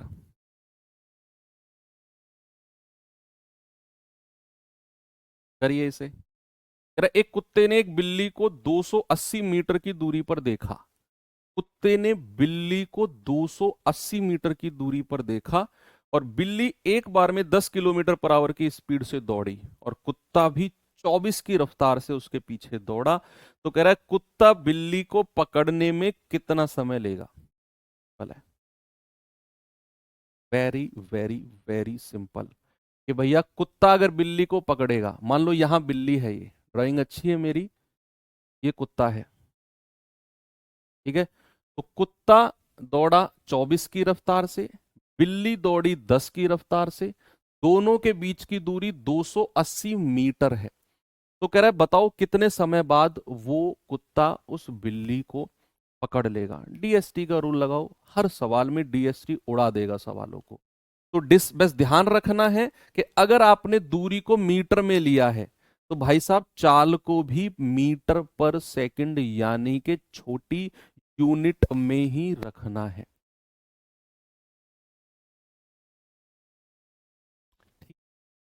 चलिए जल्दी से मुझे इस सवाल का जवाब बताइए क्या होगा।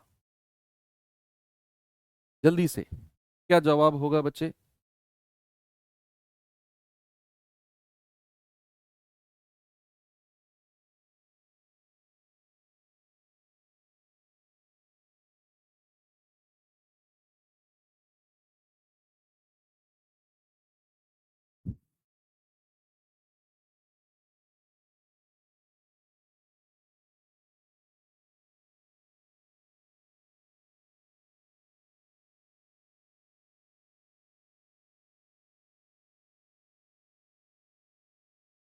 तो सापेक्ष गति तो सेम डायरेक्शन में घटती है ना भैया, 24 - 10, लेकिन ये किलोमीटर पर आवर में है तो इसको मीटर पर सेकंड के लिए 5/18 से मल्टीप्लाई कर दो। इसको मीटर पर सेकंड के लिए क्या करना है, 5/18 से मल्टीप्लाई करना है क्योंकि हमने दूरी को भी मीटर में लिया है। तो ये आ जाएगा आपका 280 बराबर 24 में से 10 गया 14 गुणा 5/18 गुणा टाइम। तो 14 दूनी 28, 20 बार, 5 चौकू 20, 4 बार, और 18 चौक 72। टाइम कितना आ जाएगा, 72 सेकंड में आएगा। ये मिनट में नहीं आएगा क्योंकि हमने यूनिट को छोटा रखा है। तो 72 सेकंड को अगर मिनट में चेंज करना हो तो हम क्या करेंगे, 60 से डिवाइड कर दो। तो 12 × 5 = 60, 12 × 6 = 72।